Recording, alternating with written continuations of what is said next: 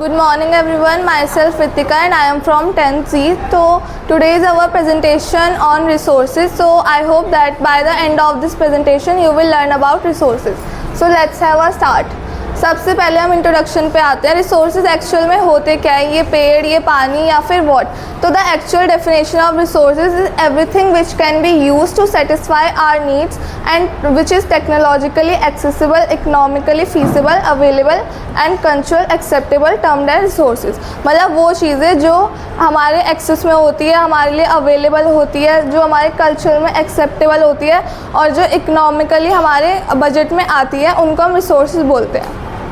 Then हम इनका कुछ क्लासिफिकेशन करते हैं कुछ मेजर 4 ग्रुप्स में. सबसे पहले classification of resources on the basis of origin, मतलब वो किस तरह से ओरिजिनेट हो रहे हैं. सबसे पहले 2 तरह के होते हैं इसमें, अबायोटिक एंड बायोटिक. अबायोटिक वो रिसोर्सेज नॉन लिविंग रिसोर्सेज होते हैं जो कि लिथोस्फेयर, हाइड्रोस्फेयर, मतलब हमारे जो एटमॉस्फेयर है उसमें से आते हैं, जो लाइक रॉक्स, जो नॉन लिविंग थिंग्स होते हैं like rocks, water, minerals etcetera. और बायोटिक वो होते हैं जो लिविंग थिंग्स होते हैं, जैसे कि for example animals, humans and etcetera.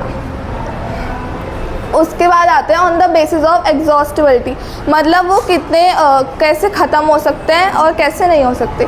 तो पहला होता है नॉन रिन्यूएबल रिसोर्स, मतलब वो रिसोर्स जो नॉन रिन्यूएबल, मतलब जो रिन्यू नहीं हो सकते, जो दोबारा इतनी आसानी से नहीं बन सकते एक ह्यूमन टाइम साइकिल के अंदर. जैसे कि सोलर एनर्जी, मतलब जो बन सकते हैं, जो बन सकते हैं, मतलब सोलर एनर्जी, वाटर, फॉरेस्ट, ऐसे. और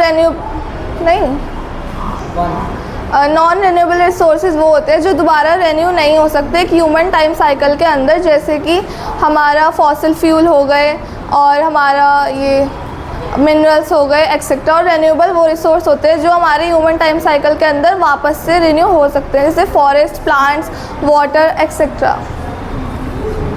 देन हमारा आता है on the basis of ownership, कि मतलब वो कैसे ओनर है उनके.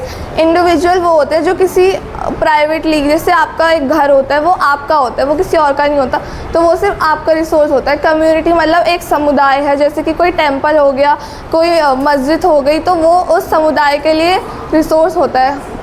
नेशनल रिसोर्स में हम बात करेंगे, जैसे कि हमारा कैनाल रोड हो गई, रेलवे लाइंस हो गई, और हमारा जो इंडिया का 12 नॉटिकल लाइंस है वो जो उसके अंदर आ रही है वो उसका नेशनल है.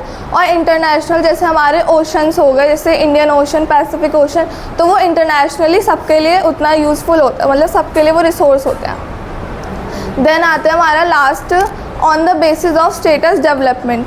सबसे पहले पोटेंशियल, जो कि यूटिलाइज नहीं हो रहे अभी बट हो सकते हैं. तो जैसे कि गुजरात में इसका एग्जांपल है, गुजरात में जो सोलर एनर्जी है वो अभी यूज़ हो सकती है, पर अभी डेवलपमेंट इतनी नहीं है, तो वो उसकी पोटेंशियल है बट अभी हो नहीं रही है.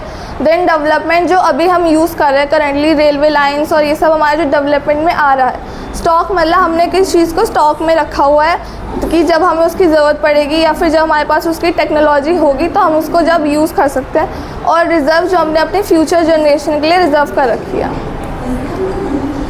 अब ये एक एक्ट था रायो डे कैनारियो समिट 1992 में, जिसमें इन्होंने हमें बताया है कि हम कैसे अपने रिसोर्सेज को कंजर्व कर सकते हैं.